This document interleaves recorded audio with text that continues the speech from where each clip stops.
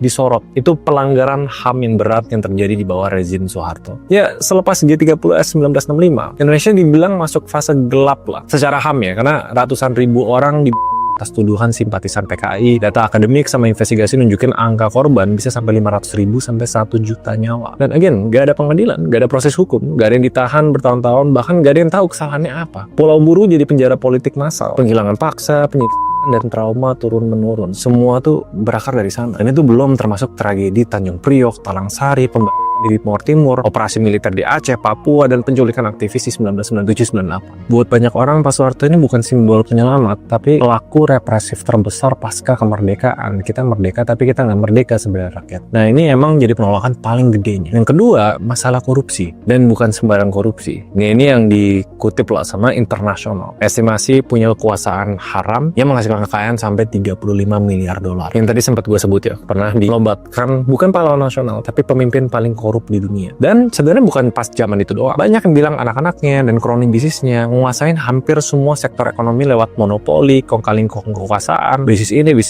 wah pasti ada nih turunannya dari Pak Soeharto. Jadi ada yang kebawa sampai sekarang nih. Karena gerakan reformasi 1998 lahir justru karena rakyat udah ada kutip muak sama model kepemimpinan yang identik dengan Soeharto. Jadi buat mereka gimana mungkin simbol KKN malah dapat gelar pahlawan. Nah, yang ketiga soal pertanggungjawaban. Sampai hari ini hampir semua pelanggaran berat di era Orde Baru belum pernah diadili secara tuntas. Kalau secara legal, memang kita nggak tahu yang salah siapa. Soeharto wafat tanpa pernah duduk di kursi terdakwa. Dan mayoritas pelaku pelanggaran HAM tetap eksis dan bahkan ada yang masih berkuasa. Nah, jadi